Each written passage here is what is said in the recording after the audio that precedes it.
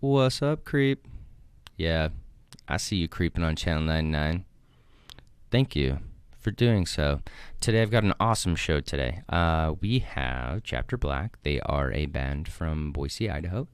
They are putting on a really cool fundraiser on the 28th with Gemini Syndrome at the Olympic venue. So I had them in, and we talked a little bit about that, their influencers and the way that they compose their music, a little bit about some of their other projects and some of the other shows that are going to be happening soon with these guys. We go over a lot of stuff, and they at the end will do an acoustic song, so make sure that you stick around. But such a dynamic group of personalities, a really good group of dudes to just hang out with. So make sure that you stick around for the full roundtable discussion of everything music. And I want to say thank you for tuning in once again, and make sure that you subscribe. You give us a 5-star rating, because who wants 4 stars? Nobody wants 4 stars. And make sure that you share the episode if you're a fan of myself or Chapter Black or anybody else that's been on my show. So anyways, have a wonderful rest of your day. Shut up and sit down.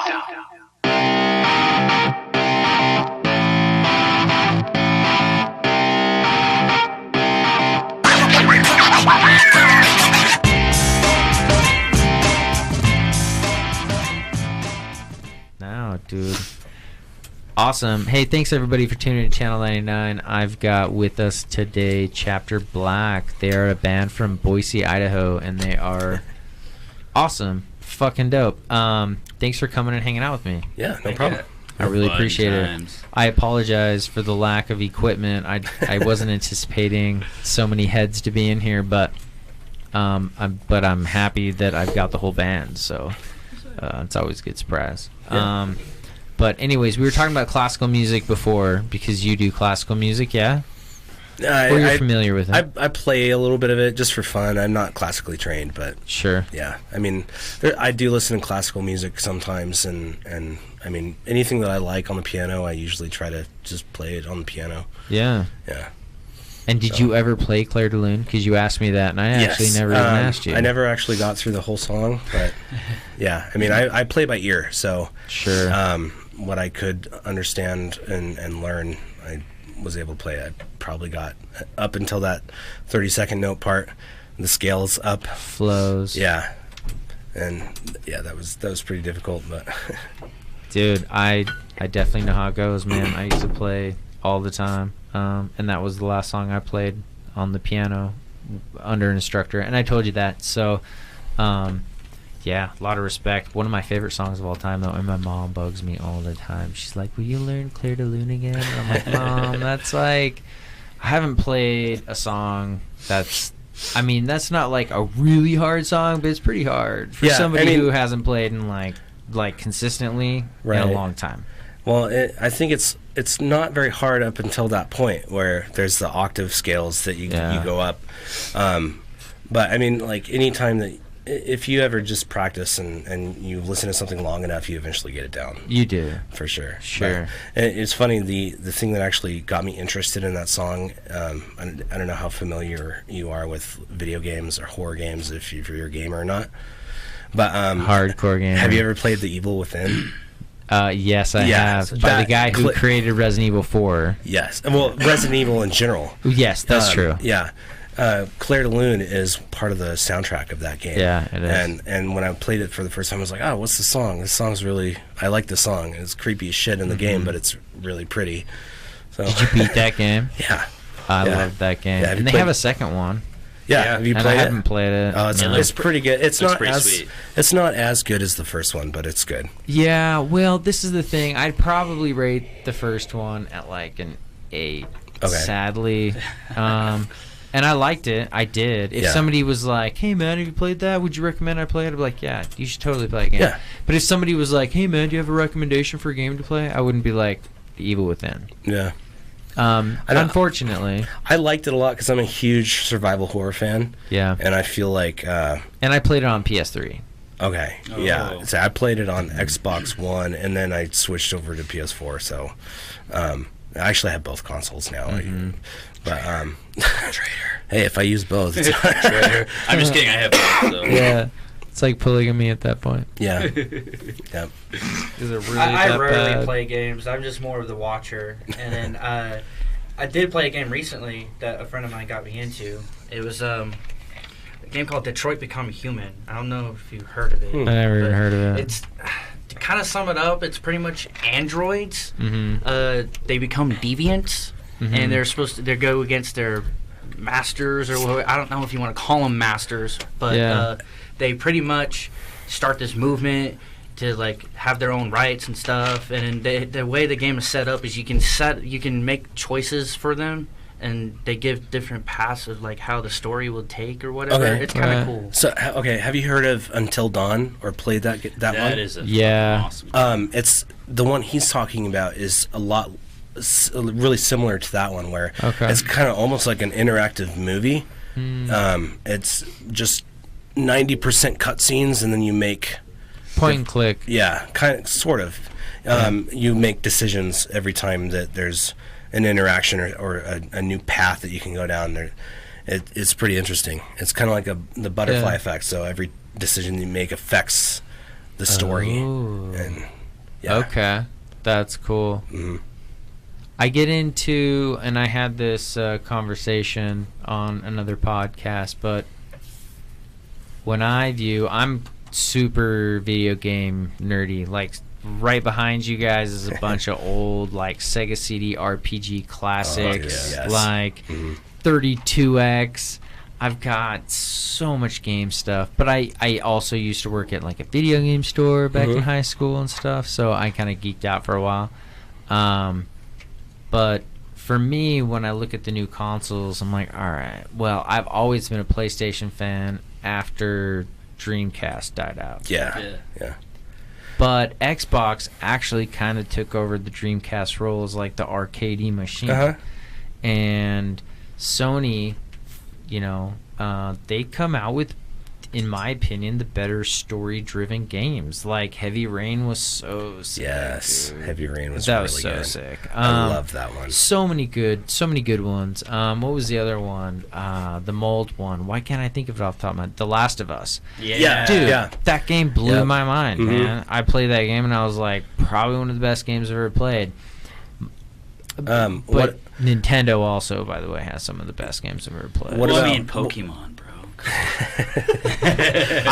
I'm like a Mario Galaxy. Honestly, the best game I ever Yeah. played was the original Super Mario Galaxy. What about Uncharted? Do you like that one? I never got into it, Really? man. You Yeah, tried I wasn't it, a you just fan didn't of like it, Tomb or- Raider, Uncharted. Okay. Couldn't get into those types of games. See, dude. it reminded me of kind of like a PG-13 version of The Last of Us. Okay. Just how it was, the playability of it. Gotcha. There's a lot of the parkour aspect to it and everything, but it's more of like action against other people versus survival horror. Gotcha. And stuff. So. Okay. And I should think they're probably made by play the it. same people. Are they?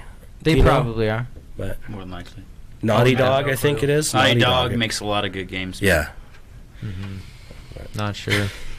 Your dog So what are makes your a lot of good guys' games. So what are your guys' roles in the band? So we can figure this out So for everybody here. I'm the lead singer, Gotcha. and And introduce your names. Andrew.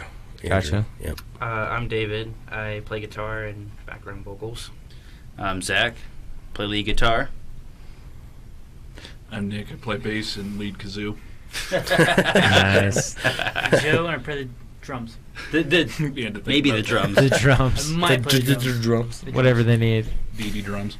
That's cool. You guys are super quiet over here, by the way. It's because I'm doing all the talking. Yeah.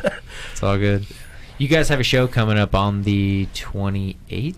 Yes. We have It's a we have a benefit. lot of shows coming up. Actually, well, What three. what shows you guys got? What's the first one coming up? 24th, we have a show for Next to Rock music competition at That's right. the Buffalo Club. Gotcha. And it's just, we're going to be playing one song there. It's just kind of like a competition, see who goes on to the next round, pretty much. It's pretty cool. 28th, we have a show with Gemini Syndrome and Messer at the Olympic venue. That's going to be fucking awesome. Yeah, that's gonna Yeah. be- That's the benefit concert. and yeah? also Yeah. As Fire Falls. Yeah, As Fire Falls is going to be the other local band that's accompanying us there and playing there as well. And they're pretty good friends of ours. We've played a few shows with them. So Cool. actually, our Was it our first X show or our second X show that we played with As Fire Falls? First X First show one. with Red, yeah. That's First right. one.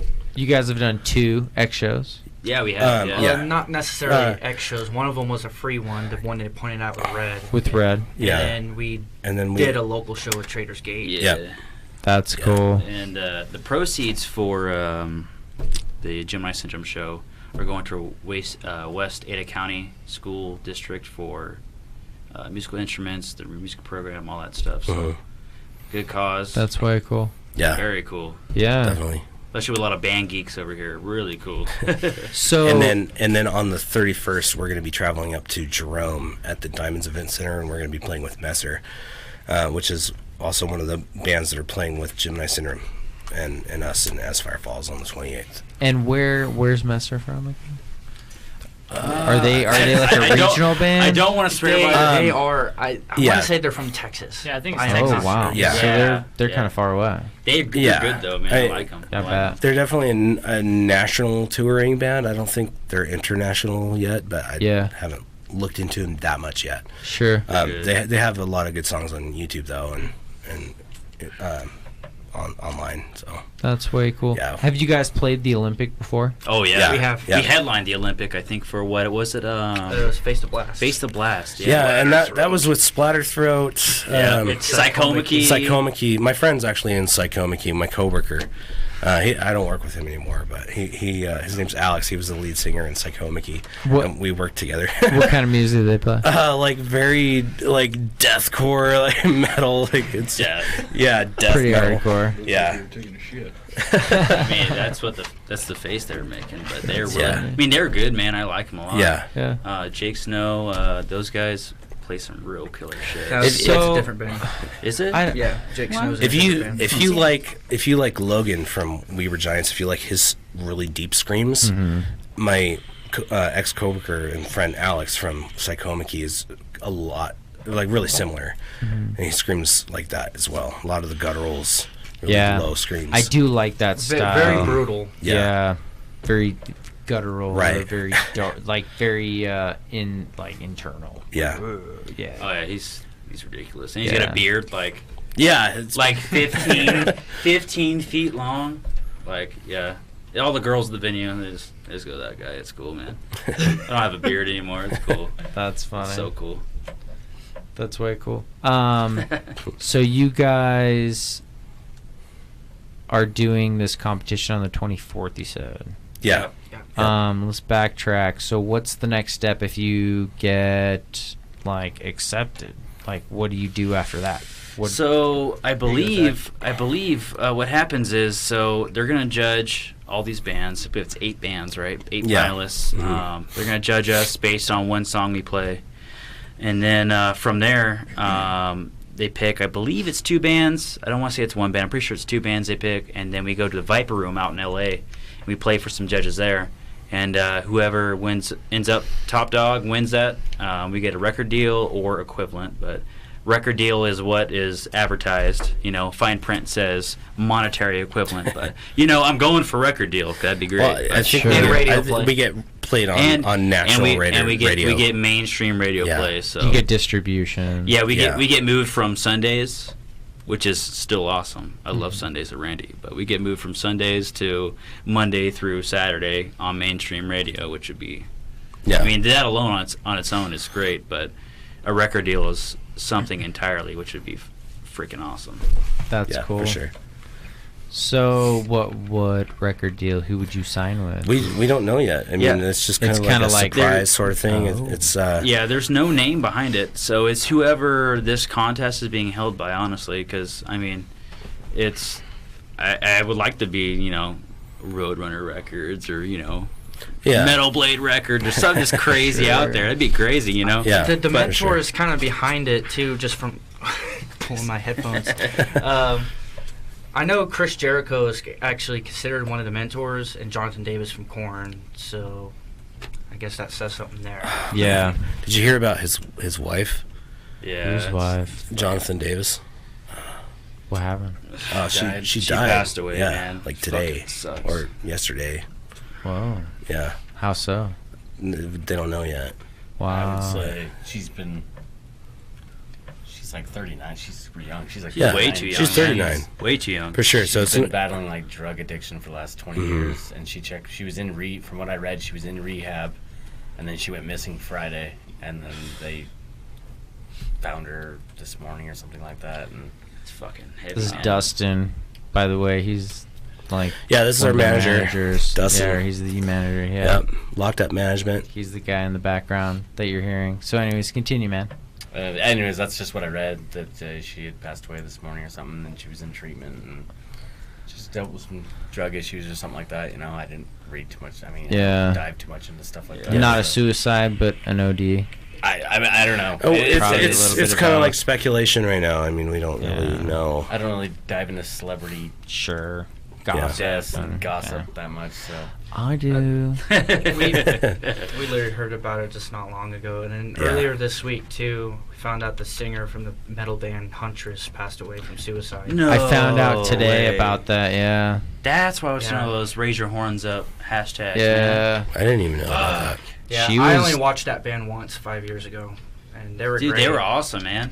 I saw them with Killswitch Engage, and they were great, man. I have yet to see Killswitch Engage in concert live. Bro, Huntress was fucking awesome, man. Yeah. I don't know. I've never seen him. Never seen Killswitch Engage. I haven't either. You're missing out on that one, too. I really do. Sure. I really want Another to. band to check out live.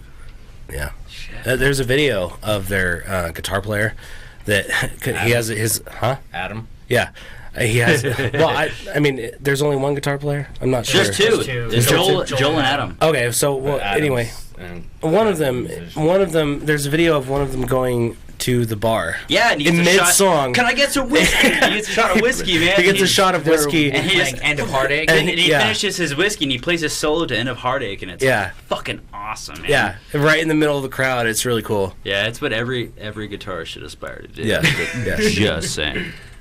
And I don't know if any of you guys have heard of this band. They're not together anymore, but they're a band from Seattle, and they're called Simon Says Die.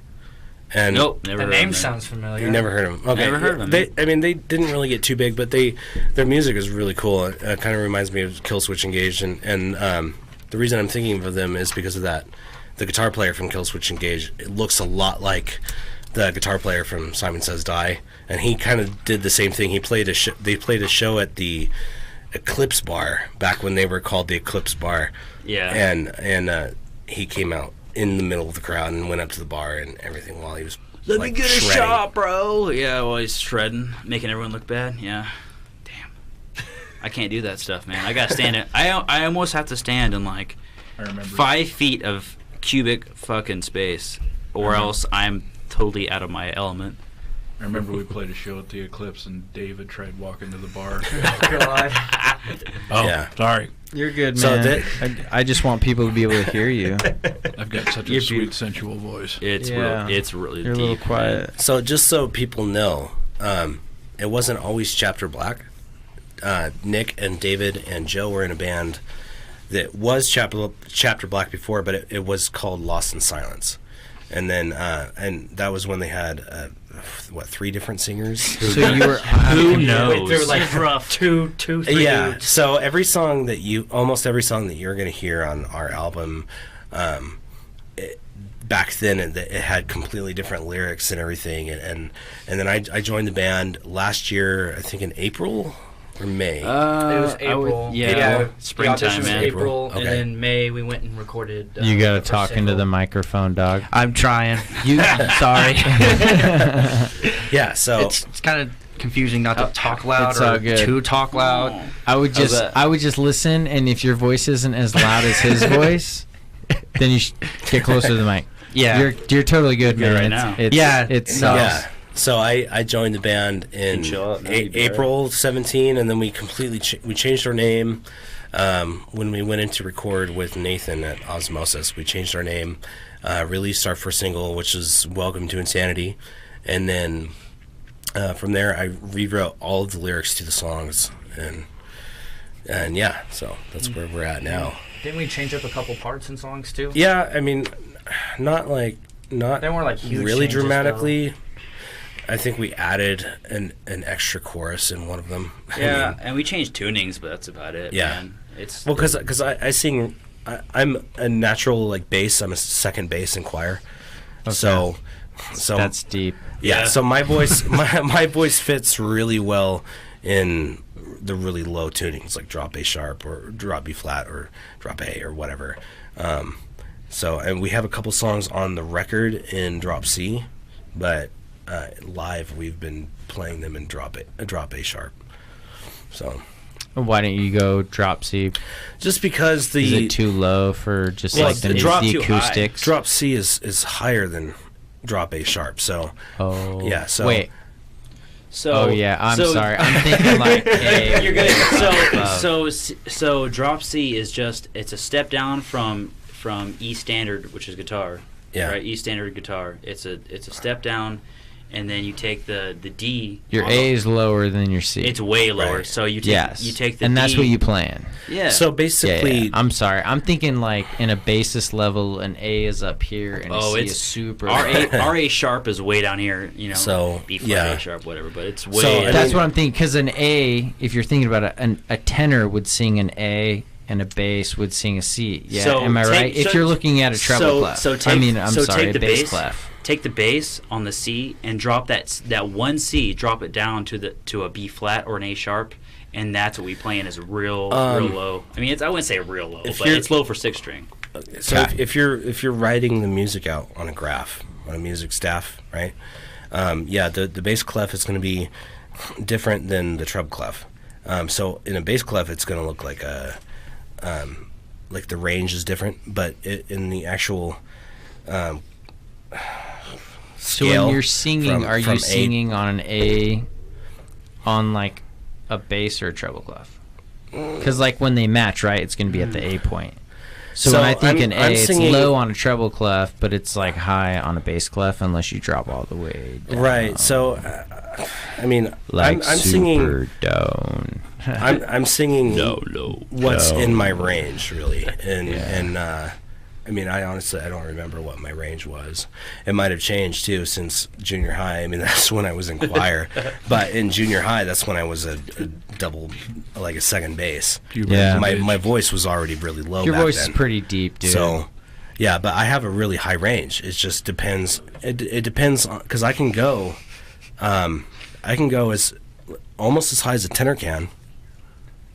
I can go almost as high as a tenor can, but it's just singing really high constantly and doing it for a long time, it wears out your voice if it's outside of your range. So like in Welcome to Insanity, we recorded that in C or drop C on the record, and that's a really vocally demanding song in that tuning. So when we do it live, most of our songs are in drop A sharp anyway, so we just play that one in drop A sharp. So when you drop down, it's easier for you to play. Right, and so I can do a song that's vocally out of my range every now and then, but if I'm doing it too much, then it's harder for me to sing in my range in the other songs when my voice gets worn out from it. Stresses your vocal cords, So, to compensate tunings for us, I just recently got a baritone guitar, but we both... We play baritones to compensate the. So what's a baritone guitar? For people don't know what it is. So baritone guitar is a standard guitar is anywhere from, I dare say,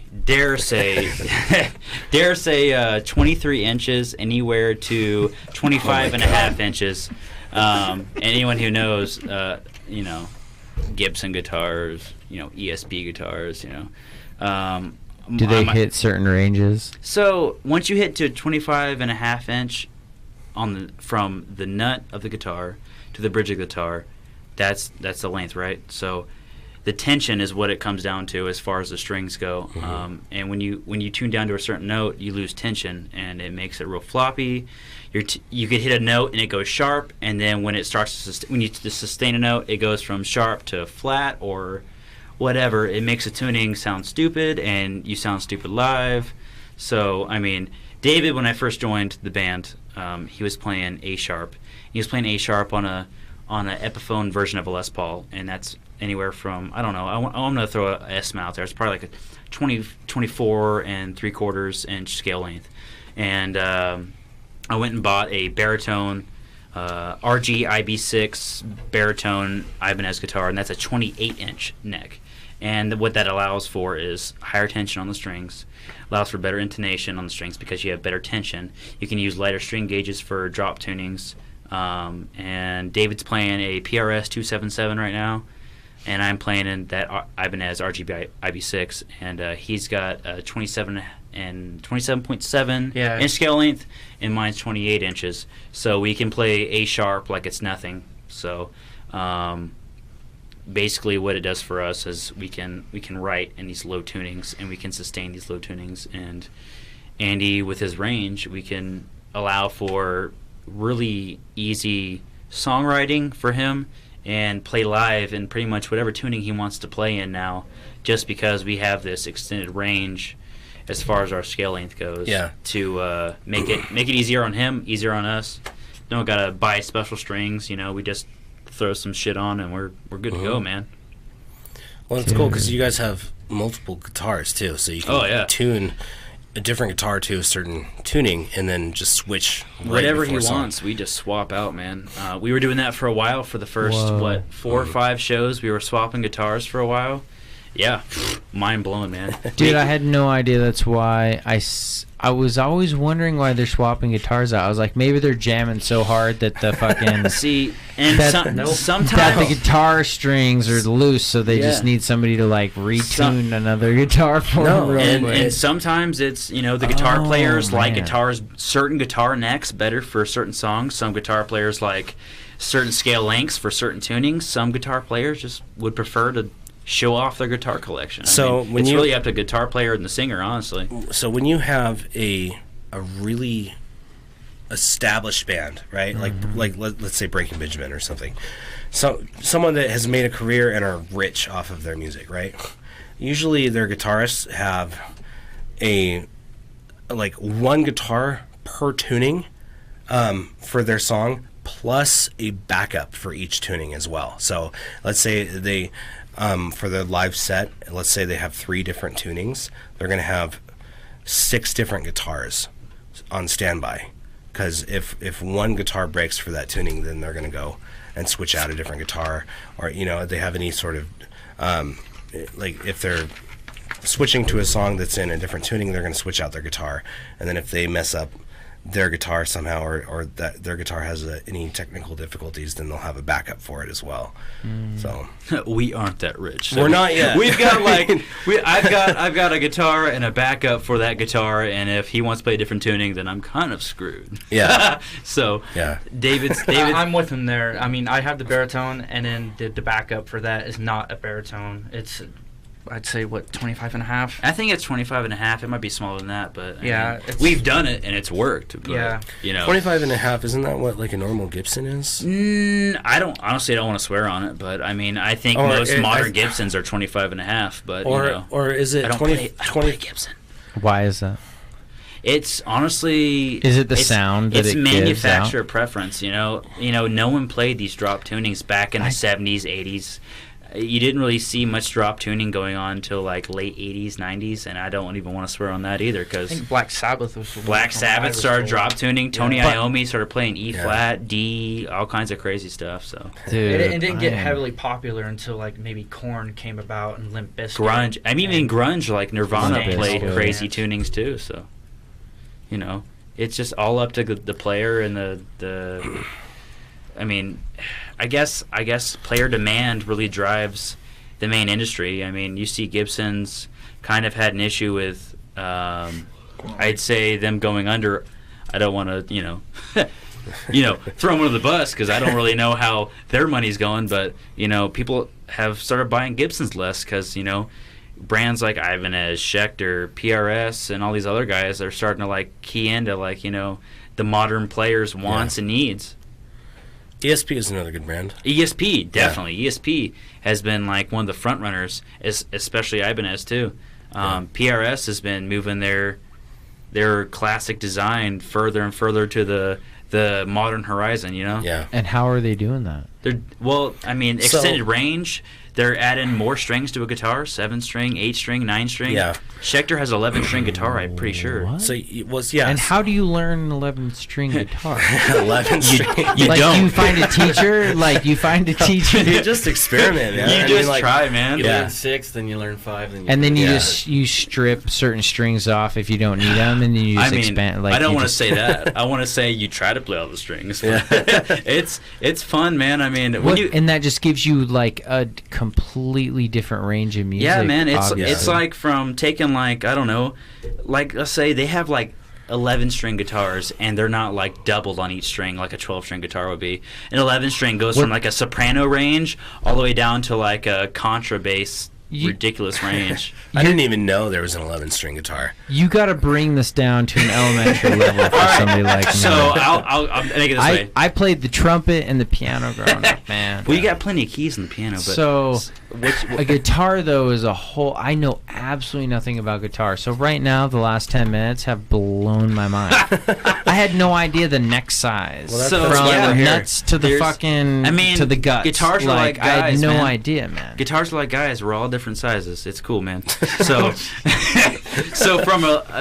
I think the biggest guitar I've seen has been like I don't know, like I think what Jared Dines has like an 18-string or something crazy. That's what she said. Something like that. But for as far as certain guitars do like But does he use them all? right, use them all. Hopefully, use them all. You've seen Jared Dines, right? You've heard of him at least. No. He's okay. he's in the band Rest So of he's like No idea who he is. he's a awesome. very talented musician, and he's also a comedian. So he makes a lot of comedy videos related to music, and so he got what was like it was an 18-string guitar. Yeah, he got made by Ormsby Guitars, who makes like super custom Yeah. guitars out of Australia. I mean, he got that just to make one YouTube video, pretty much. I don't think he's going to use that in any live performance or anything like that.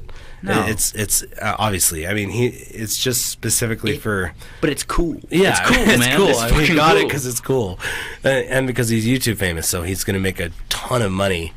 Yeah, good with, for him, with man. that video. Yeah, but it's cool. I mean, you can get any guitar that you want pretty much customized, and get a custom build on it.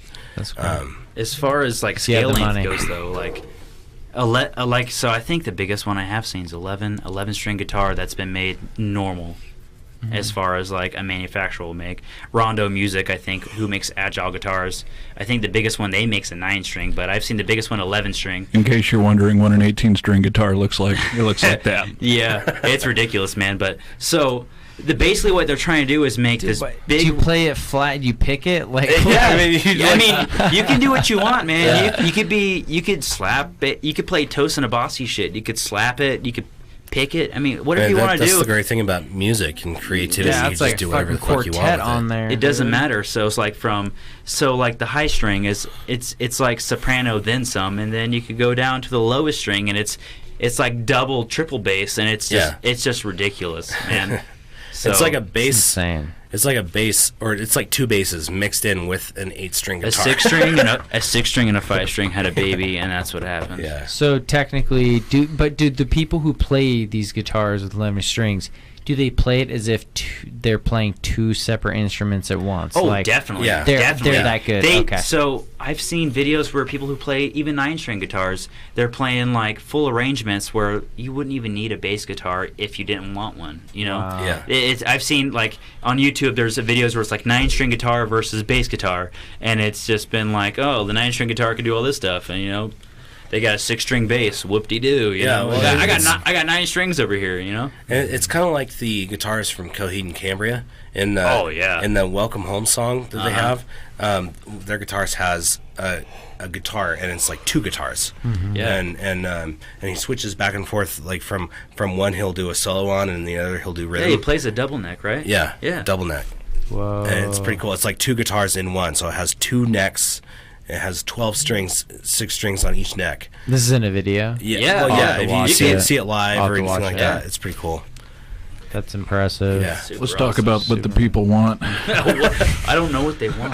So, they Joe, tell want? us about your drum set. They want They want dick pics and drum sets From the same person. from the same guy. Joe you, drops You his guys nuts are on his so drum set. quiet over here. What's by the it? way. Zach and I are the vocal ones of the band. Yeah, I get that. Yeah. I can tell. And it's for funny sure. because we're extroverts.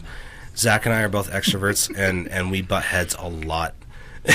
And, I mean, we're really good friends, but any sort of business decision goes, it's Yeah. like we have to really, really compromise. Yeah. No, I know how it goes, man. But that's sometimes that builds the best business relationships. Yeah, in my for opinion. sure. Like that. You got to be straight up, man. Yeah, If you don't say what need you somebody who can look at it in a different way and to give you a different viewpoint, so Yeah. that you can not necessarily question what you think, but question like, did I think this through?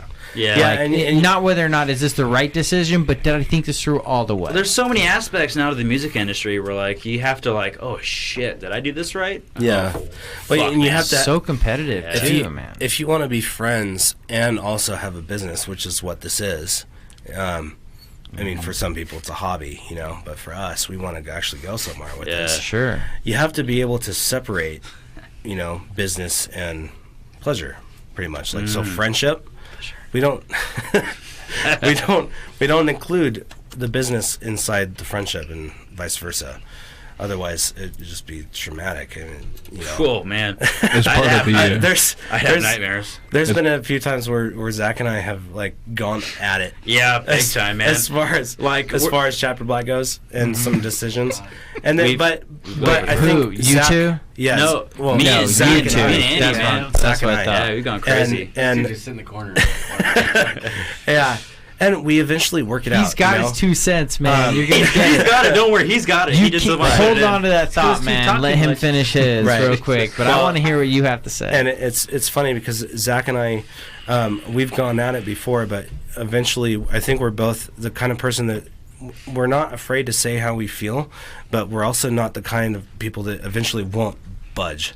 Yeah. Or give a little bit, you know. Yeah. Eventually, I think we both kind of say, "All right, fine, I'll sacrifice a little bit of this." Or think it's mostly important. like, we'll try it. Like, fuck it. Yeah. We'll try it. I'm tired of hearing about it. We'll fucking try it. Yeah. And then all of a sudden it sounds good. And I'm like, oh, man, fuck you. It sounds great. You know? Yeah. like fuck you. That was a when good I idea. wanted to do Welcome to Insanity and drop A sharp instead of C Yeah, live.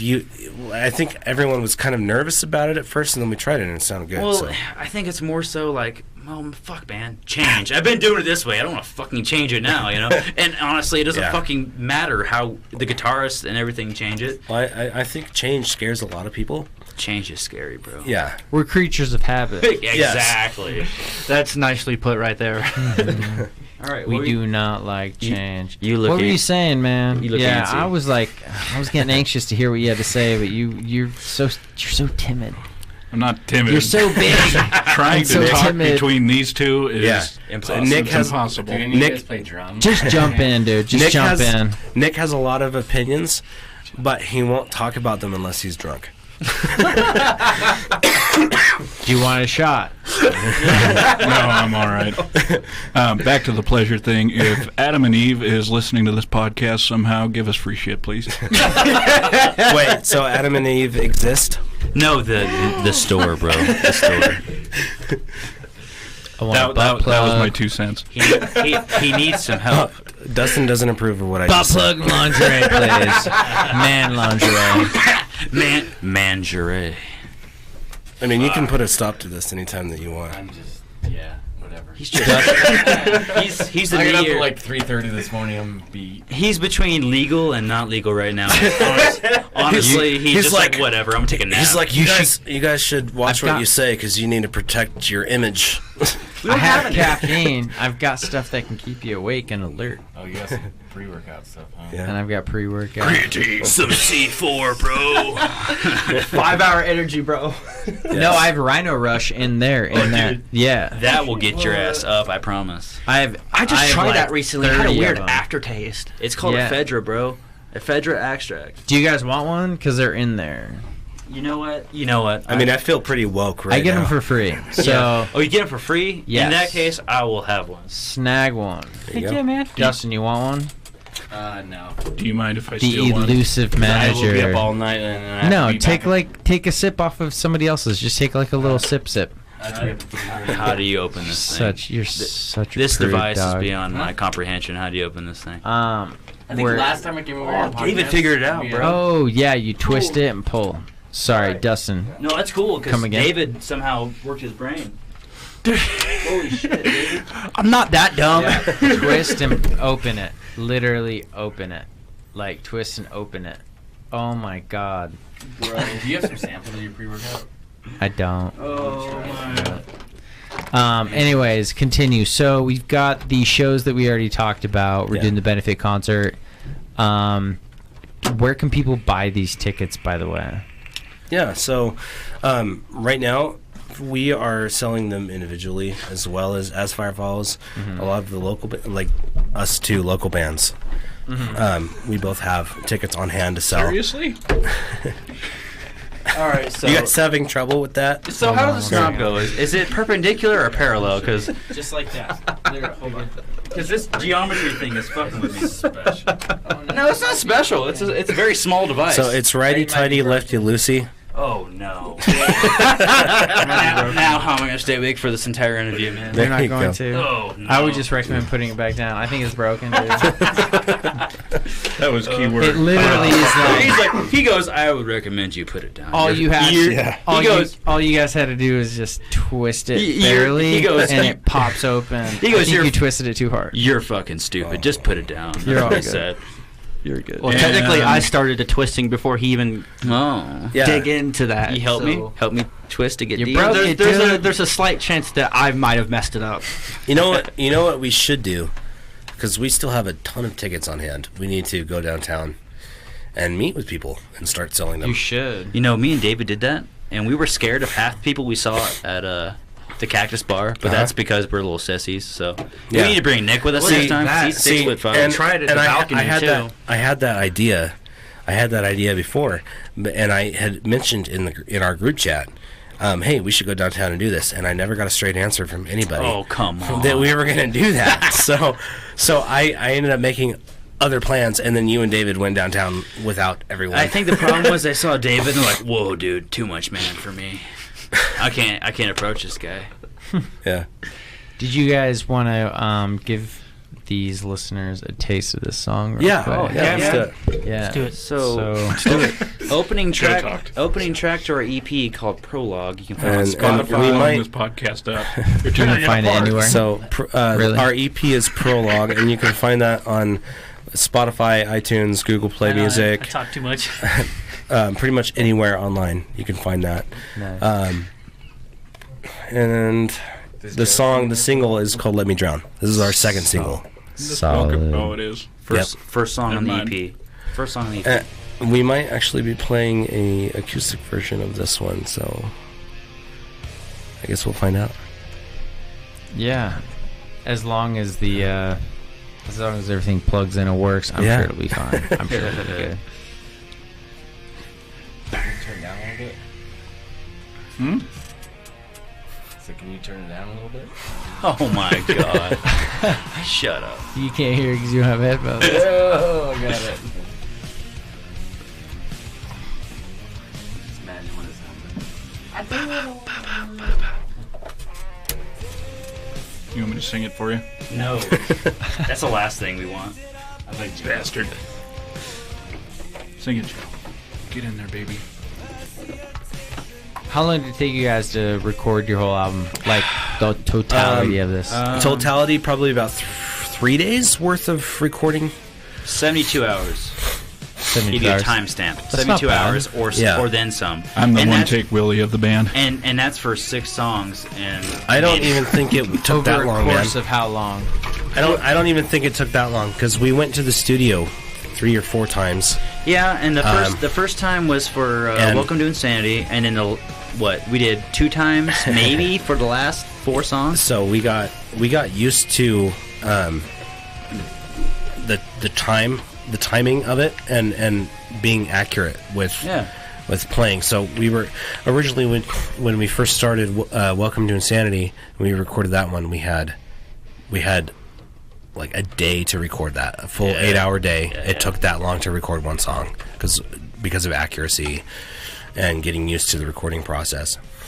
And then after that, we were able to record 2 songs in a day, and then 3 songs. And we kind of sped up our process. Yeah. The last 3 songs we recorded, I wouldn't say we rushed it, but we wanted to get this EP done for the Red Free X show, and we wanted to have something to give to our fans. So well, and we got it sounds good. We got used to doing it, and definitely, and everything. So I wouldn't say rushing is the right word. I would say just being more accurate. With our time. Especially because we record in it's almost as if someone just I won't say as if someone definitely the engineer recorded us as we're playing as a live band together. So it's almost as if you're getting a live recording of the entire thing as far as instruments go. We play as a band until we think, hey, we got a good take of all the guys playing together. And then I'll do the vocals last, separate. So you go in and record drums in a studio. I don't mean to interrupt, but this is the best part of the song. The best part. I want to single out this part. The bass is the best part of this whole song right now. As Glenn Fricker said that the bass is the best part in this mix. I was told by Glenn Fricker it was.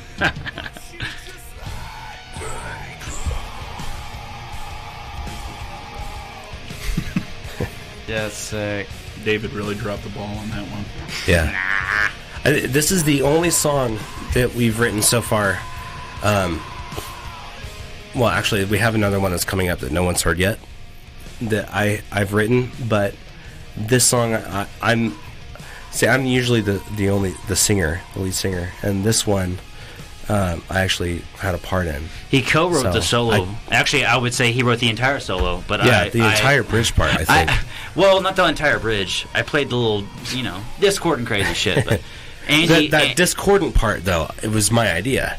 Well, whoever's idea it was a good idea, and it sounds really cool. Like I have a lot of pride in the song because I actually have some musical creativity. And this is, in it. I wouldn't say it's their most popular song, but it's.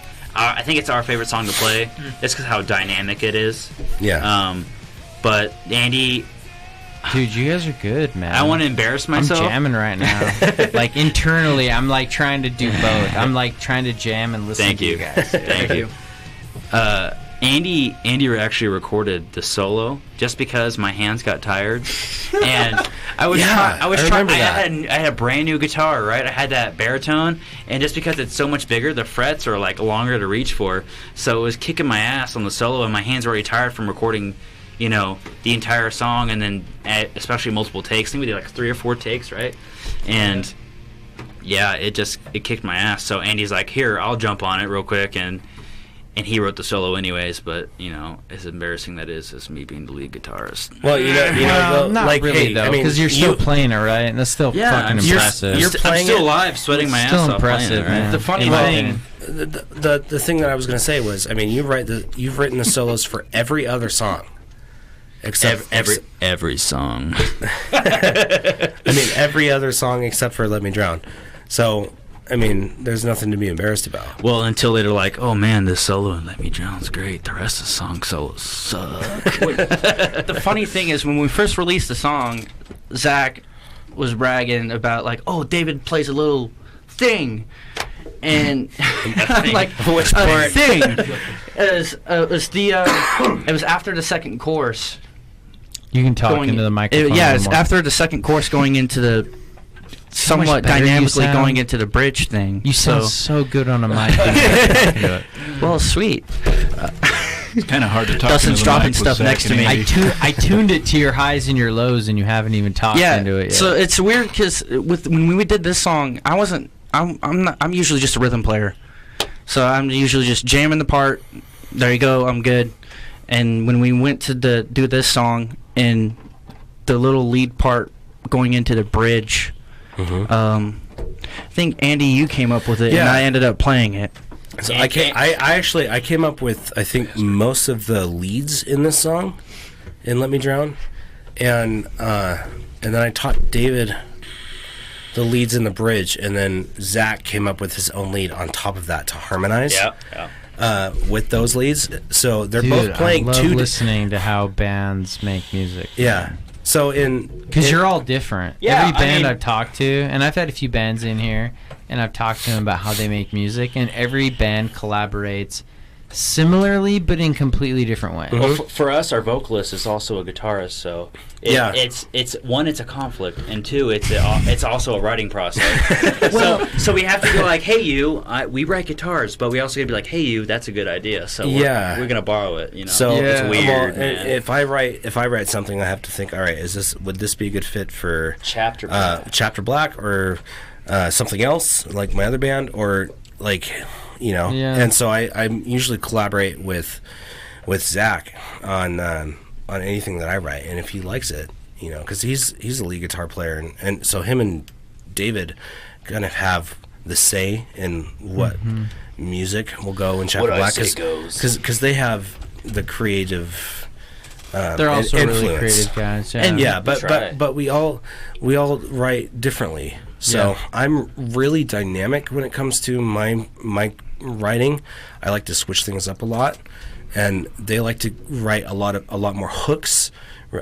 So a lot more kind of like mainstream or just repetitive things that'll get in your head and really something really catchy, right? I like to be more complicated. I'd even dare to say that you have a more clairvoyant style. Whereas David is like, David's influenced by a lot of mainstream bands. Yeah. And whereas I'm like, I used to play super indie style. I wouldn't say indie style. I'd say more like, I will say Nickelback. Sorry. No one. Listen, if you hear Nickelback. I love that band. I'm sorry.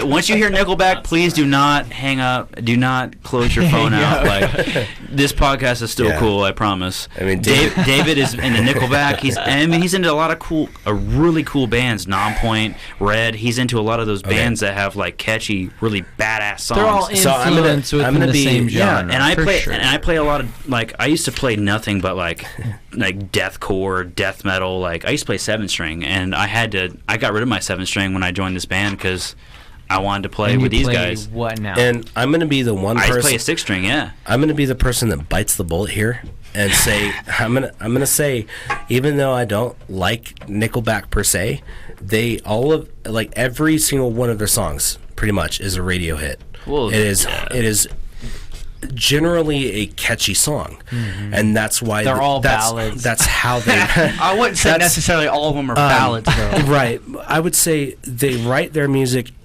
in the mindset of making money on it, on each song. Sure. So yeah, they're going to be very, I guess, overplayed, overhyped. I mean, I think that generally that's why everyone hates them anyway. It's because they're making money and they aren't. That's the fucking problem, man. Well, yeah, I have a thing with that band. My dad and I grew up listening to the Silver Side Up record, and his favorite song was Never Again. So every time I hear that now, it just brings back memories for me. Yeah, I mean, I see. I'm sure most people have seen the 4-chord video by now that's like 10 years old. Yeah, no shit, on YouTube. Dustin's over here having a panic attack. He's like, fuck. His anxiety's starting to really set in. He's like, dude, we gotta fucking cut 90% of this. This band's already going underwater. Fuck. It's like, Nickelback was in the conversation. Jesus Christ. Cut! You're fucking funny, dude. I wish you would have told me you're gonna be so goddamn tired. I would have bought you some something time I was to here, I was drink with some energy. Jake. And you're like, hey, let's podcast and party. I'm like, I gotta go to work at 5 in the morning. If I could open this fridge that's like 7 inches by 7 inches, I could give you one of these energy drinks, but I haven't figured it out yet. I've got extra ones out here in my kitchen. Your thing. In my kitchen. That didn't fit in there. So I mean, if you really need one, I'll go snag one for you. No, it's all good. But if that's the case, then you guys got to carry on a conversation. Let's do it. Do you want one? No. Who wants one? I'll snag him real quick. It's only gonna take 2 seconds. Step out for a second. Wait, you're not actually going to ask one of us to grab them for you? Hey, not on my stream, bro. Yeah, I can't. Dustin, I can't you're good. confuse you guys over the last. Okay. What's that? All right. So as you're facing the stove. It's on the left hand. Go to my kitchen. Look at my stove. As you're looking at my stove, it's to the left-hand side in the cupboard all the way to the top, all the way to the left-hand side in the actual Rhino Rush box. Oh man! And the actual Rhino Rush. I wish I was honestly. I wish I was endorsed by Rhino Rush because I drank their drinks a lot on my way to work, and that'd be it'd be fantastic. I wish you were too. We'd be partners, man. Seriously, dude. Endorsees. I get I hooked up mean, with endorsed lots of by Rhino anything would be nice. Have you guys tried the Rhino Rush Relax? No, I have not. I didn't even know they had that. It's like a. Get a chance. It's like a feel. Yeah, it's like feel good. It's like a feel good. Yeah, like good vibes. Basically, it's like a bunch of all natural, like St. John's wort stuff Herbal, like that. herbal stuff. You know, like an herbal relaxation, Yeah. and it works. It mellows you out, but when you wake up, you feel kind of hungover. Groggy a little Yeah, bit. a little hungover, So to be honest with you. when I was actually big into working out, about 20 pounds ago, when I was actually somewhat worth the shit, I used to take a lot of like Blackstone Labs supplements and Rhino Rush energy drinks and this and that shit. And man, it was great. I used to take that and Blackstone Labs, this thing called Euphoria, and it was like their relaxation supplement. And man, took a couple and hello, you fall asleep good, man.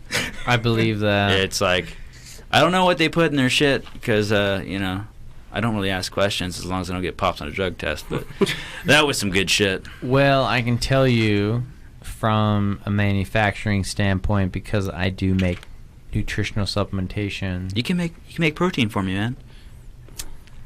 Yeah, I could. Yeah, maybe. It's a little expensive. Yeah, on my it end. is. Well, I mean, not really. Like, if you're looking at it per bottle, like per unit cost, but I mean, I have to buy like 500 units at a minimum. I don't know if I'm going to use 500 units in a year. But I don't think so. I use about 5 units in a year as it is right now. We are getting protein in eventually because we're working on our certifications with a couple Division I NCAA schools. If as long as it's NCAA, like NCAA, as long as they're like, oh, it's good, like Muscle Farm. Those guys, Yeah. NFL, NCAA, UFC, those guys love those guys. I mean, So- if you get to the point where you make protein that, I don't think anyone's going to make supplements that are FDA approved, but, Okay. Tim. No, my stuff's all FDA approved. I have a girl in the UFC. I have like professional fighters that are drug tested. Hell I yeah, sponsor man. like high schools and colleges and stuff. So my hold on 1 second. I'm gonna plug someone.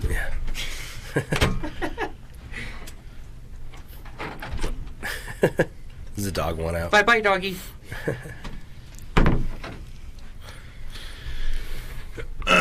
So Continue. my friend from high school, Amanda Bynes, she got in. I don't know how she got into MMA, That but sounds like a celebrity name, bro. right, It is a celebrity name. it It might is as well be. celebrity, yeah. But she got in MMA. I'm not sure how. It might have been through her boyfriend, or it might have been through like curiosity, or maybe she got in a fight at a party. I don't know, but she does MMA now, and she's been kicking ass, Okay. man. I don't know what her What- record is, but she's been kicking ass. So What was that show like 10, 12 years ago on Nickelodeon? It was like something 101, and it had Amanda Bynes. Zoe 101? Yes. Was that what it was called? It had Britney Spears' like cousin. It wasn't. It the wasn't Amanda Britney show, the Amanda show. Amanda show. Amanda. she was on all that too. Yeah, she was. back in the day. Yeah, like Zoe 101 and the Amanda show. I don't think she was on Zoe 101. Oh, I maybe think she she was. played- She probably maybe. was. I don't I know. think she was. I didn't think watch those. If not, I'm a little older. if she wasn't like a reoccurring character, I think she was at least a like somebody that was making a cameo or something on that show. But yeah, I haven't seen that show in a long time. Yeah. All I remember is I watched the Zoe 101 and remembered the main star was related to Britney Spears, and And that's was all about you. it. That's all And he whenever needed, man. now I I think know. about He the was Amanda set. show. Whenever I think about the Amanda show, I think about Drake and Josh because that's how they got their start oh my as gosh, well. dude, Were they so the much twins? nostalgia right now. How old are you guys? I'm 26. Okay. I'm 25. Yeah, I'm 23. I'll be 24 in October. I'll be 27. Whoa. I think I'm the youngest, honestly. 23 is the youngest. I'll How be are you, Nick? 27 in November. How are you, Nick, Nick? how old are you? I'm 25. 27. Ooh, old man River over there. I keep on the forgetting drums. Joe's the oldest one of us. Wow. Yeah, he's old, dude. I'm going on my 33rd year of He life. remembers when Zeppelin was like brand new and shit. Nice. Weird. Yeah. So we are definitely in a little different. Like you guys are all pretty much within the same age group. I mean, 27. You're the oldest, yeah. technically No, we're all millennials. I Joe's guess. the oldest. We're all millennials. Technically, we're not Yeah. ruining the society. We're all millennials. We'll blame it I'm on an like, older millennial. yeah, we'll blame it on the guys younger than You us. are a younger millennial. Yeah, but I'm in the military, so I don't count, I guess. Probably not. Yeah. Yeah. But probably do because I stereotype for a living. Well, I'll tell And you, you're a the millennial. guys that don't like the military stereotype, you know, the military as not being millennials. So I guess I don't know. I'm in this gray area of weird shit. I have access to military data, and yeah, I mean, I can stereotype millennials from all over the place. I do it for my client. Yeah. I mean, there's guys like that are like 2, 3, 4 years younger than me, and they're like, they've got a different mindset than I do, and it drives me insane sometimes. Sure. Well, you have Gen X and Gen Z Well, that yeah. are coming up. But I'm And- talking about like millennial like guys that are like, they're born in the millennial time Yeah, frame, but they're like in this, borderline Gen Z yeah, right now. I guess, but they're in this weird mind frame of shit. Where like, well, why? I'm like, you're in the military, man. Don't fucking ask why. Just do it, man. Yeah. I just do it. If it sounds wrong, then maybe I'll ask a question. But I'm just gonna do what you tell me to do until I have some kind of arousing suspicion that this might be Yeah. illegal. You know? Yeah. Hey, so completely off topic, but before the podcast started, you and I, we were talking about the light speed barrier and how And a we part of completely how, skipped off that. yeah. So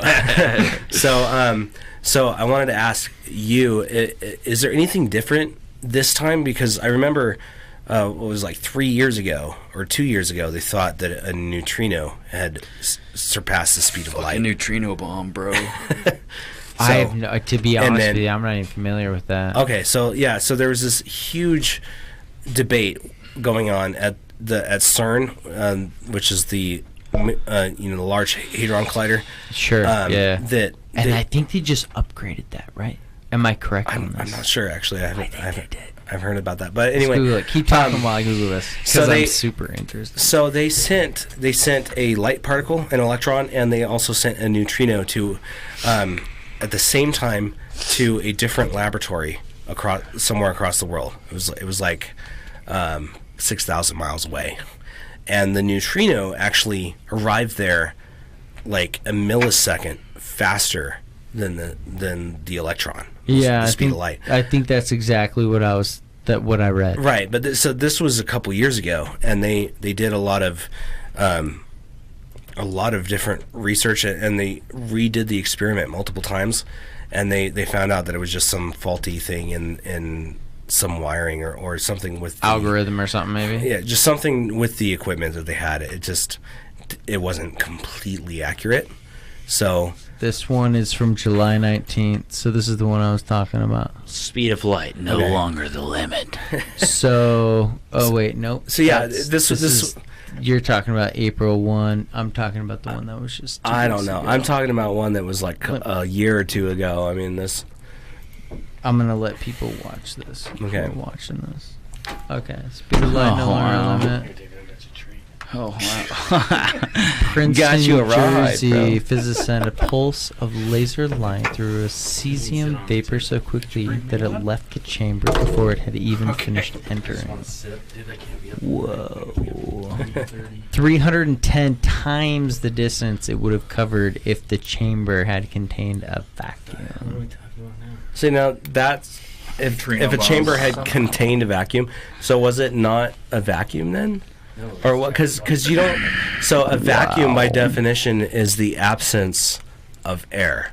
Yeah. Or of the absence of There's literally zero restriction. yeah. So if it's saying if it contained a vacuum, that's kind of an oxymoron, like a contradiction itself. Like containing a vacuum doesn't really make sense because you can't really contain a vacuum. That would imply that a vacuum is something, but a vacuum is the absence of anything. Right.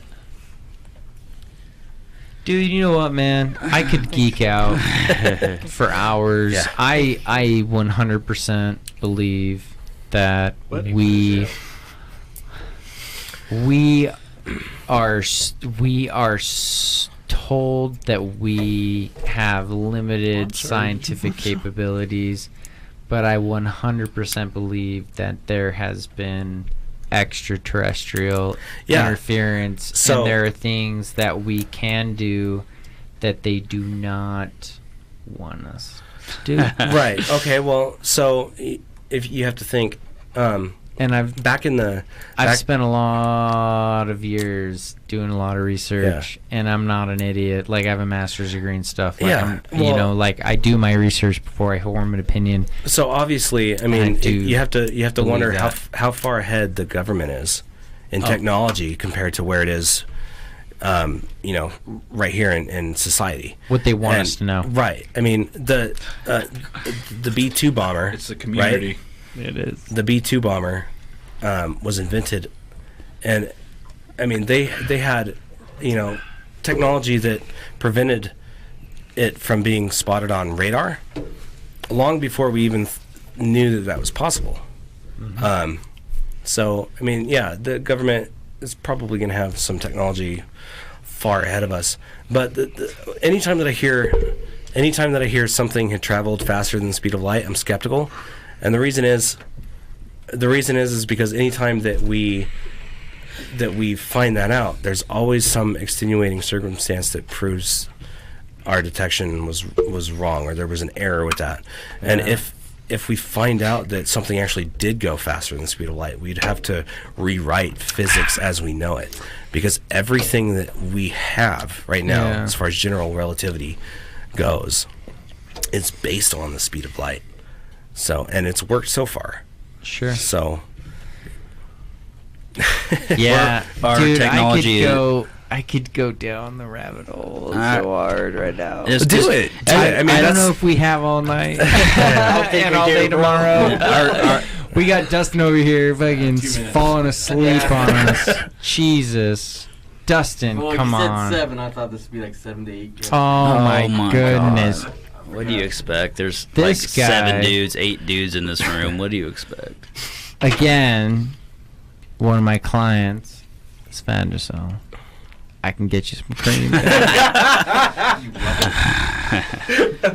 Listen, your pH balance sounds a little off. It's a little high right Little now. off. I You seem a sympathize little with you, Justin. aggravated. My gynecologist, everything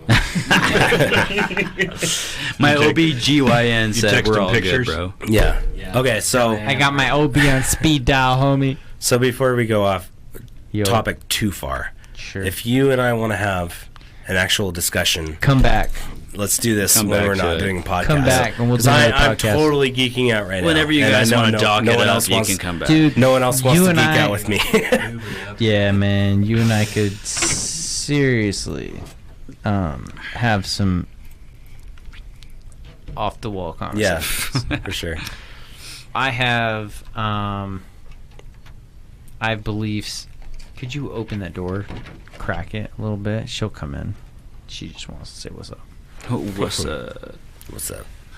She probably tore that Jack Link's I bag to have pieces. some very off the wall views, and I don't consider them necessarily beliefs, because I believe only in the things that I know truly to be. So you believe in Real. objective truths, But something that is true whether you believe in it or not. But I do believe that certain people see things, and I do believe that there are higher powers at work that Okay. Yeah. tend to conceal things that. See, and I have no problem with that at all. I'm totally the person. I will talk about pretty much anything and go over possibilities with anybody. I mean, I've because seen how weird much shit, man. how much do we heard really weird know? Shit.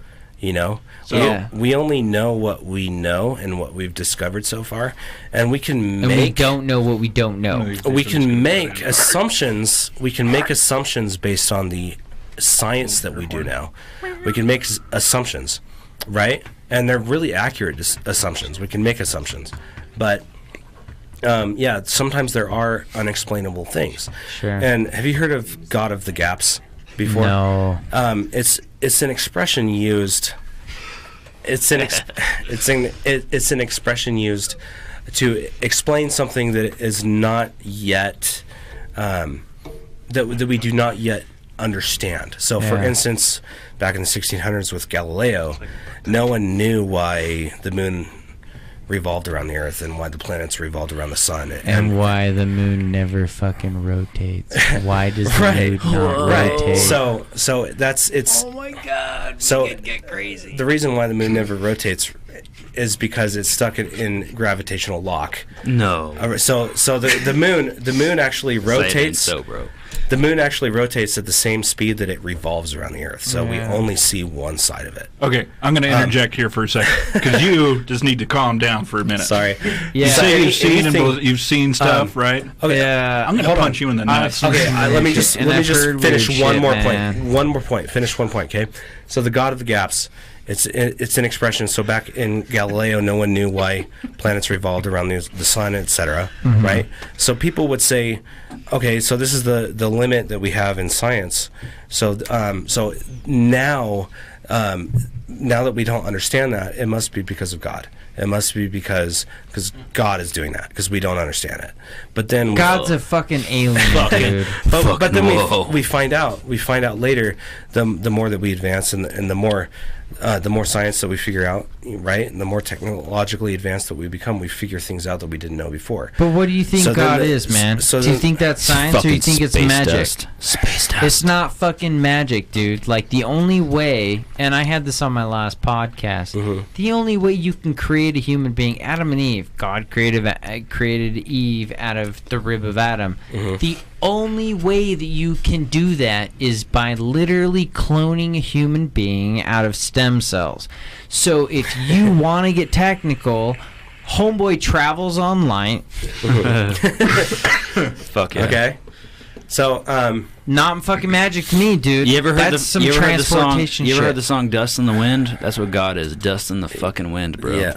Dust in the So wind. you're operating under the You assumption. and I could get super geeky right now, man. You're operating under the assumption that God has to obey the current laws of physics.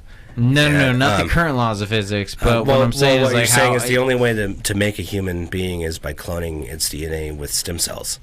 But if God is almighty and all powerful, why does he have to follow that? Why can't he just make a human being himself? Because he created a human being out of stem cells, so the only way else he could create a human being would be to manipulate those stem cells. Yeah, maybe. Who knows? I mean, like, I don't know, for dude. me, I think scientifically, I I get do super too. geeky. I do too. You need to come back on the show. Yes. We're here for music. Let's talk about Okay. music. Yeah, I'm let's do so it, let's sorry. do it. Yeah, No, you're fine. I want to geek so hard right now. I'm sorry, guys. But we got like 5 other dudes right here Well, who've been it's a good thing this isn't silent for a live. few minutes. Yeah. It's a good thing this isn't live. I It is love live. this, and everybody listening is probably like, no, they need to fucking talk about this. But you're coming back on the show, and we're doing an update. All right. Fuck yeah. You and Add me I on are gonna Facebook. do. Add me on Facebook. We'll do it. Yeah. So we are running on. Yeah, I mean we're running on a good hour plus. So I'm not too worried about content here. We covered a ton of shit. What else do you guys want people to know? They can obviously find you on Instagram, Facebook, Twitter. Barely Twitter. So close. Yeah. I wouldn't rely on Twitter too heavily. Yeah, we don't use Twitter too much. I mean, we use Twitter to basically just update what we've already updated on Facebook.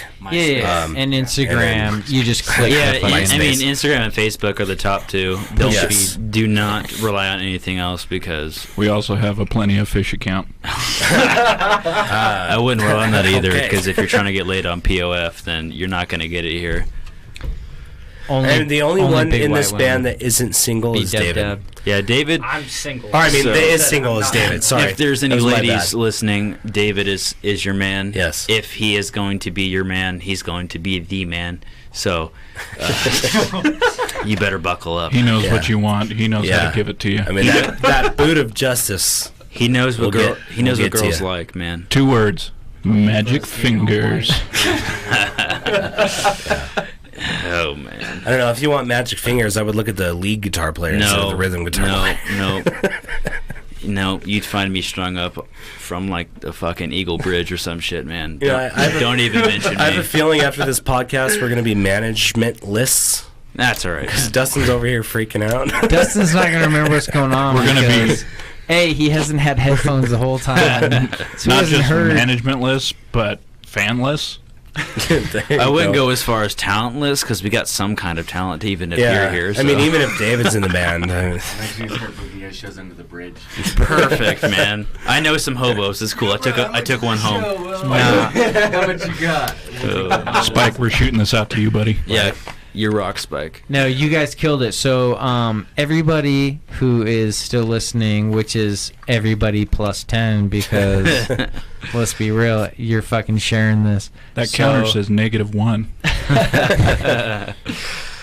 Stay tuned. We're going to do an acoustic set. And if not, well, then you're just going to hear one of their songs at the end. But we're going to try to finagle this equipment. I got a bunch of audio equipment that I've never used for hooking up equipment, for hooking up instruments. And we've got instruments we never played, so it's cool, man. Yeah, I'm excited. So anyways. This is actually going to be our first acoustic performance ever, anywhere. Fucking awesome. Yeah. I'm excited. I really was stoked. I even told my roommate, and she was like, oh, cool. And then she's like watching Netflix. Yeah, she's like, cool. Just pay the rent. I mean, I'm going to go watch my sound Netflix. interested at all.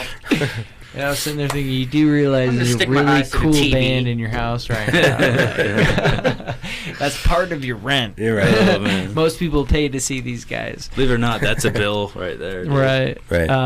We're bringing you acoustic rock. Acoustic rock, dude. Awesome. Well, hey, Chapter Black, thanks again for swinging by with Locked Up Management. We're excited to see your show on the 28th, which is for all the kids of West Ada to help support, provide, what is it, all types of like curriculum, instruments for the music program. Stuff, music program, instruments. And believe it or not, so cool. For people in school, for kids. You might not believe it, but we happen to have a free ticket for you sitting right here in David's little schlummy little pocket. What is that? Oh my god! Just wipe the goop off. Oh yeah. I mean, you got to show the camera. Don't bring it around. Don't mind the crust, bro. That's a fancy looking ticket. That's cool. That's aged equipment right there. Anything you can ticket anything. Yeah, man. So Gemini Syndrome, Messer, Chapter Black, and As Fire Falls. Have you heard Gemini Syndrome? I have. They're fucking badass, man. They're dope, dude. I love their first two albums. And the Olympics is way sick too. Yeah, so we were actually spot. actually really surprised when we found out that they were going to be coming to the Olympic venue because of the size of it. So that's what. And I was reading a bunch of comments about that. They were like, they should be in a bigger venue like they did. But I mean, to be honest with you, it's more intimate that way. Yeah, it reminds me a lot of like the the older days when we would go to concerts in kind of like smaller venues with really big bands, and everybody would be up close and personal and just raving out or like just moshing or just having fun. It just feels more primal, and I like that. I'm a big fan of that. Raw. It's more personal, man. Raw, like you feel you're right up close with the music, and you kind of feel like you're with that band, like you're like at a house party. In my opinion, if I can't smell the guy in front of me, it's not an intimate show. Right. It's even cooler when the singer is albino. So. Oh yeah, please cut that out. Yeah, who cares? No, why not? David. I mean, hey, David's got a small leg. The singer, the singer of Gemini Syndrome. I mean, everyone knows. Everyone knows that he's albino, and he's not shy about that. Like he talks about it. I think that's cool, man. In his interviews and everything, and it's really cool. I mean, like they stand out, and their music is amazing. So they're like a very, very good band. Well, my fucking God. And not to keep going, Dustin's over here. Yo, you can fall asleep, dude. You're not even on camera. I drank some of that stuff. He's got to fucking manage what I was just going to say one of the coolest things I think about Gemini Syndrome is their guitarist who joined the band a year ago is Meeks Rascoon from Cold Chamber. Yeah. Oh, yeah. Yeah. Dude, is he the dude that's tatted head I to saw them toe? at a festival No, that's in the Jerome bass player. last year. He's badass. And my friend I was with, I was like, dude, that looks like Meigs Rascuna. So I went over to him. I'm like, are you Meigs Rascuna? He's like, yeah. I'm like, what are you doing here? And he's like, What are you Gemini doing? Syndrome. And I was like, that is like the perfect fit. And I had actually missed Gemini Syndrome, but Yeah. I got to chat with him for a while. And Fuck yeah. Well, I had some friend. Fuck, what was I saying, man? You got me all distracted. Oh, damn. Hey, can you pass some of that? Yeah. Yeah, dog. Some liquid lube. That's that. Is there such thing as solid lube? Or- Yeah, oil. Yeah. That's not solid. You know what, Andy? You've been talking this whole time. All right, you calm down. Actually, I haven't. Zach has been talking about 50% of the time, too. Well, It's like I barely even talked. I think Joe said one word this whole Stuff time. here and there. Said 6 words. yeah, that's now. It's more than 6 words now. Now it's 12. Now you're at 10. You're at your limit. I can't. You guys are great. All right, man. Well, let's go ahead and close this up because Dustin, He's crying. Yeah. he's got to change his fucking diapers.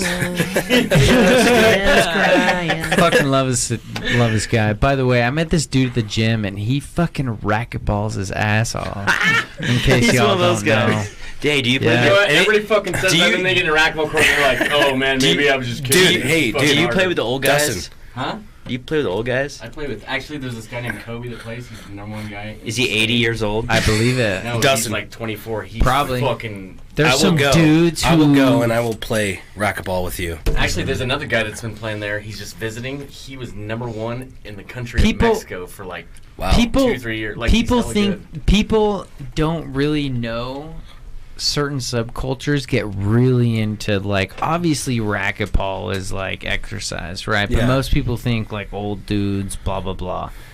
But there's certain subcultures and certain cultures in general that are like starting to transition to healthier lifestyles. So I had, as you guys, I don't know, some of you might know, I own a nutritional supplement line. Yeah. So I mentioned that earlier in the episode.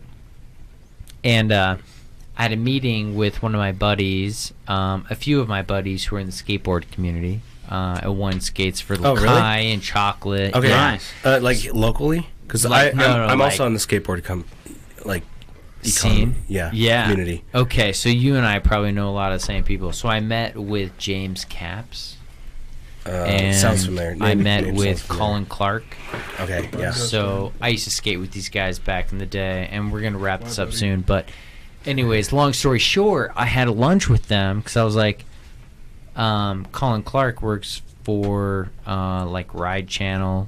Okay. Like his job was literally like he also works for California Kitchens.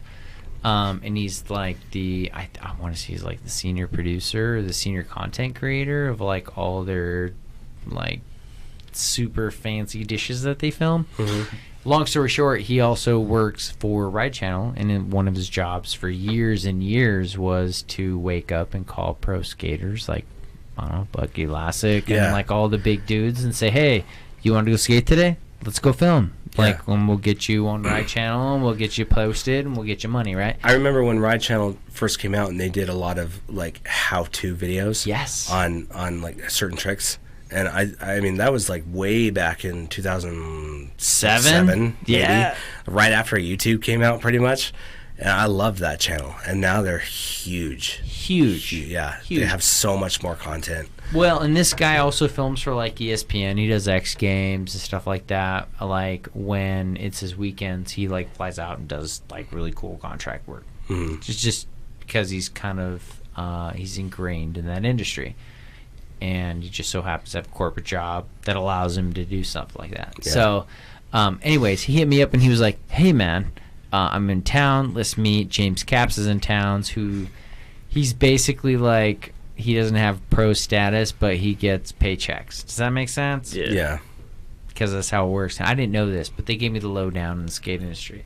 So he's going on tour with Lakai right now. Like, the dude's got, I mean, he's all over the place. Featured in Japan's, like, a bunch of, like, skate magazines and stuff all over the world. Dude is just legit. And met for lunch. These guys were like, hey, man, like what's funny is the skate industry is completely different. Like everybody in the skate industry now, like they don't smoke, they don't drink. These guys more or less like we go work out, we hit the gym, like and then we go straight skate. edge. Yeah, they're becoming more straight edge. You know, smoke cigarettes whereas and like drink like alcohol. skateboarding when it first started becoming popular, Lawless. it All was about lawless. partying. It was all about that. Lawless, Rockstar man. Yeah, lifestyle, underground, man. everything. Yeah. And now they're like, dude, we'd be the perfect Bam people. Margera level. Yeah. Well, actually, I think there's two cultures now. There's the main culture of the professionals that do it, And there's still the and then road life. there's the subculture, which is the underground skaters.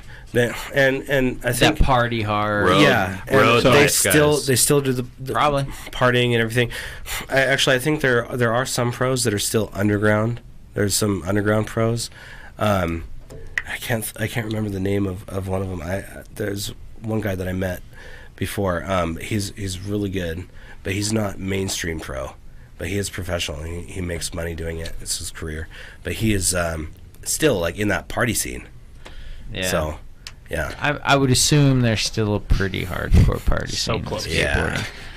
But Not in the mainstream. I though. would say it's trending towards a healthier lifestyle from Yeah. what I gathered. And the only reason I say that is because I had lunch with 3 guys.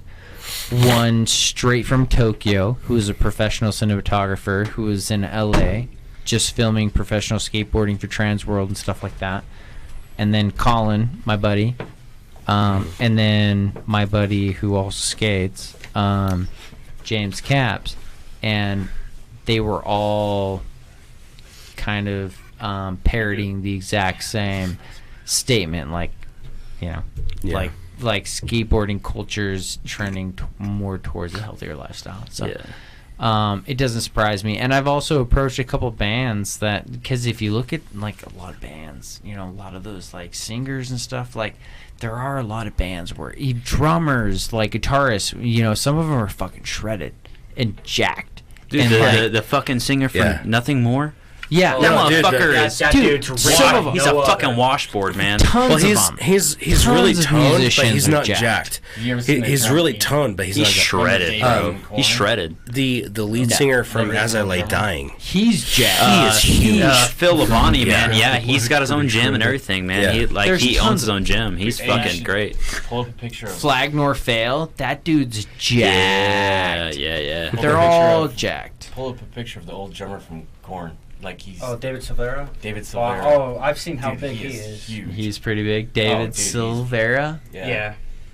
Shit, like the most recent drummer for Whitechapel. He's swole as fuck. Yeah. Yeah. And Whitechapel's playing in Jerome in Yeah, November. I already bought tickets. You for that already show. did? Oh, I already Dude, bought tickets. Well, for that I'm show. excited We for have a that. friend of ours that's playing that show. Yeah. And those Steven. are outlets like Yep. those are outlets that I personally would be like, hey man, I'd be totally down to sponsor like musicians and hook them up with, because my pre-workout, if you took it before a show, it's not like a pre-workout Like a nootropic almost. It is. It's an Yeah. adrenaline rush. So I have is phenylethylamine, caffeine, and essentially what that does, it triggers. So you actually don't get a caffeine high, you get an adrenaline high. So phenylethylamine, PEA, is considered like, they call it like the happy drug. And basically what it does, it gives you an adrenaline rush, but it also increases your norepinephrine and your dopamine. So it makes you happy, but it also increases your adrenaline and your noradrenaline uptake. So you get like a really good feel, and you get like an energy kick, but you don't crash. It's not like a spike, like a mental spike. I'm gonna have to get some of So that. it sounds Yeah. almost natural. It is very much natural, and it passes like WADA. Like I said, I have a girl who we have people who train, and now they're fighting in like Bellator and UFC and stuff like that. Yeah. And they do pretty stringent drug tests, and I sponsor Yeah. high school athletic programs. Like I've got college athletic programs. So I mean, it's a clean product. And I'm not here trying to make a sales pitch. This is your guys' show. Yeah, I'm no. just saying, like, your guys' industry is like somewhere is an industry that's somewhat untapped. Like if I were to put up a banner, you know, Pro Edge Nutrition, like whatever fan club or something like that, right? behind your guys' stage, or like just slap it on your guys' thing or something like that. I think, or sell it at your shows, and you guys would make a cut out of all the sales you make. It's whatever, because I would guarantee there's people who like work out.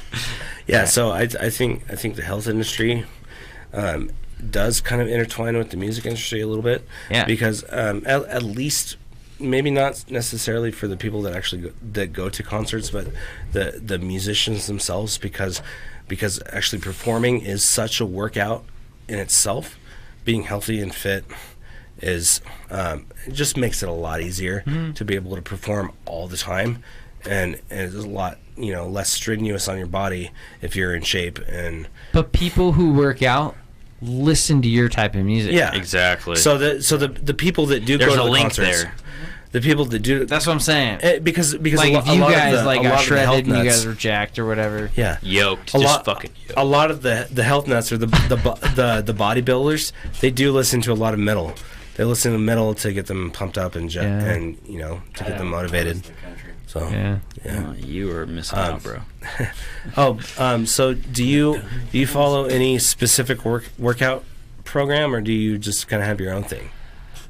Well, I have a hybrid. I took a 6-week shred from back in the day, and I kind of integrated a lot of different workouts from like my college football program. Okay. And then whatever I couldn't do, I've had multiple knee surgeries, and so I have a few restrictions with my kneecap because I have some implants in my knee. So are you more like upper body workout? No, I do everything. Plyometrics, but I a little bit of weight training. I mean, I do everything. I train as a boxer. I compete cool. as a boxer. Do you have any martial arts experience? Of course he does. Just boxing, actually. Just boxing. I mean, it's a martial arts right there. So. Yeah, but I mean, like anything else other than that's boxing. it. Just boxing. Okay. I've done it for 12 years. A long time, I guess. Yeah. Had fun with it, but no. So I used to be 240 pounds when I played football. So I was a big boy. Right now I'm like 195, so I'm a lot more lean, but my body wants to be around this size. Yeah. So for me, it's not a lot of work. Right. To maintain. It's just a little bit of maintenance with whatever you're doing. Yeah. And I'm at the point as far as like age wise goes where I don't necessarily think I need to push myself too much harder, because to be honest with you, where I'm at, most people who are even younger than me aren't where I'm at. Like athletically, just because you can put like 50 more pounds on your bench doesn't mean that you're faster than me or more like flexible. And the thing is when it comes down to it, that's how. Yeah. So I mean, there's like the one thing I don't agree with is the BMI scale. Yeah, I don't agree with that either. I don't either, because like you could have a ton of muscle. I mean, you could have a ton of muscle and weigh like 200 pounds and be like 5'8", and according to the BMI scale, you would be obese. Yeah, yes. No shit. But you could be I'm fit obese and toned right as hell, now, right? But you're like as thin as a toothpick. 7% body fat at 195 pounds. Yeah, I mean, and I'm obese. Yeah, I mean, it just BMI, doesn't. It doesn't make sense. 95% fat. But no, you're healthy. You're healthy, and I just quit smoking 2 weeks ago. So oh yeah. Yeah. So and I'm really, as I'm over here. No, doesn't bother me at all. But like, I'm starting to really consider my health, because I've had a smoker's cough for years. Yeah. And it got worse. Yeah. And it kind of freaked me out. So I was like, all right, it's time to quit. So I quit smoking. I did it cold turkey. I locked. So I gave my keys and all of my money to my fiance, and I had her lock me in our apartment for 3 days. And because nothing else worked, the patch, the gum, nothing worked for me. Yeah. So I was like, all right, I need to be kind of forced to go through these withdrawals. And so I did, and after that, it was all right. And but I've really started looking into my health, and I want to start working out more and getting into shape and everything. And now that I'm not smoking, I have a lot more energy, surprisingly, like a lot more motivation to actually be healthy. Yeah. No doubt. And I've noticed a difference in my singing as well. Like I can actually hold a note better, and actually breathe easier, you know. Yeah. So Maybe we should get a little bit On of stage. little taste of that, huh? right.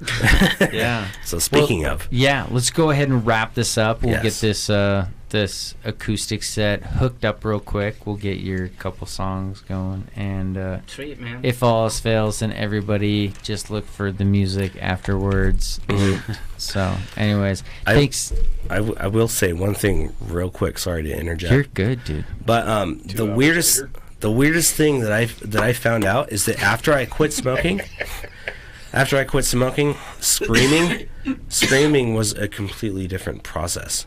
I had to relearn how to scream. And you have a very unique scream. Oh, Yeah, I would It's say cool, man. It's more like mids and highs. It matches your guys' style. Yeah. Yeah. It's But not like- like yeah, So like, which isn't bad. yeah. So a week after. Open this fucking bin. Oh, so about a week after I quit smoking, I couldn't even scream anymore. I forgot how to. Like, just because it's a different feeling now, and I had to relearn how to do it. The so, response is different. yeah, I mean, because my voice is becoming a lot more clear. As I get all of the crap out of my lungs, you know, it's becoming a lot more clear. So I had to relearn how to scream, and so it's different, man. It's weird, but it's cool. It just feels good, and you know, so I'm excited. Dude, I'm stoked to hear you guys' acoustic set, and this is my first acoustic set, so hopefully it works out. Anyways, go ahead and subscribe to any podcast app. To be honest with you, I'm on iTunes, Stitcher, Spotify, anything in between. Yep. Castbox, Podcast Addict. click that thumbs up, bro. You name it. Click the thumbs up. Go ahead and swing by their Share it Instagram and their around. Facebook pages over at Chapter Black Band on Instagram and And Chapter Facebook. Black Band on Facebook as well. Yeah. Awesome. Thanks again for tuning in. I appreciate you guys coming in and doing this Thank for you. me. Thank you. All the quiet guys, maybe we'll have you in separately. Yeah, can we have our own separate podcast? Right? And we'll get Andy in on his own too, so we can geek out. Yeah, let's do it. Yeah, it'd be a Complete blast, geek dude. out dude. It'd be so much fun. podcast. All right, man. Well, much love. Thanks again for tuning in, and have a wonderful rest of your day. Thank you. Thank you. 1, a 2, a 1, 2, 3, 4.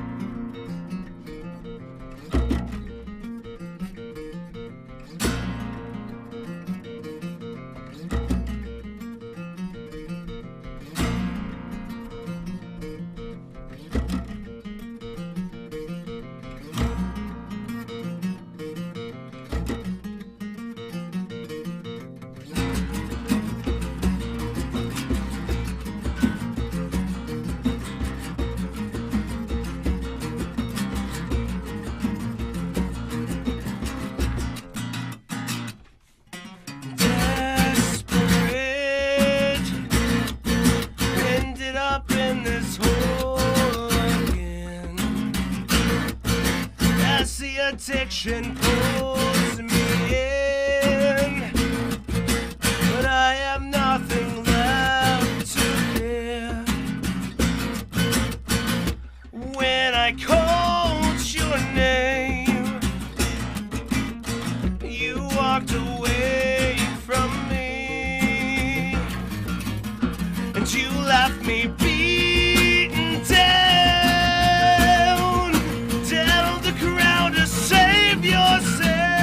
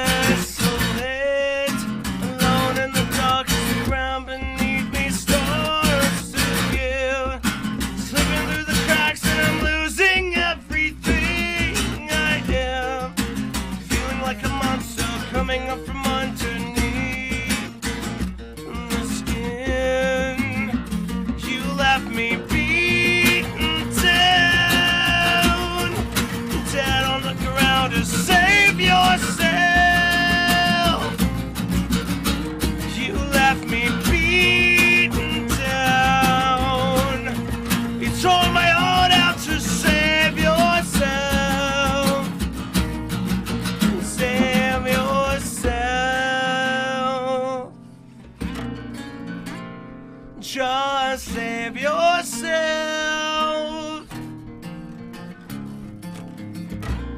And I tried so hard to leave this place.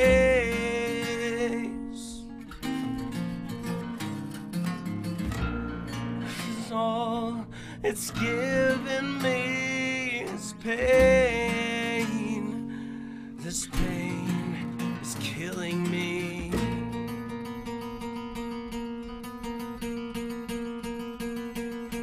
Never would have thought that she could be so heartless. Would have given you everything, but she would just let me drown.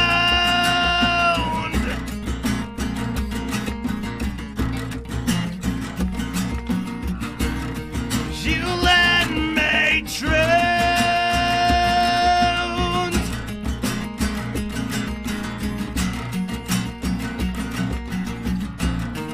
You let me drown.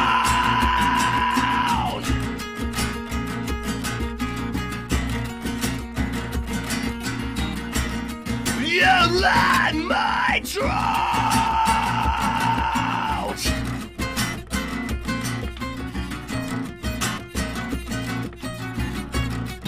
You let me drown.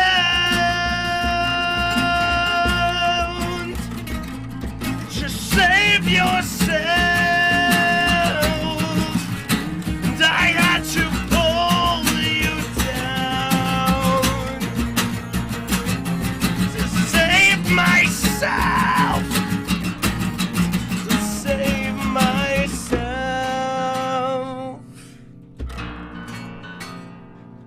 To save myself.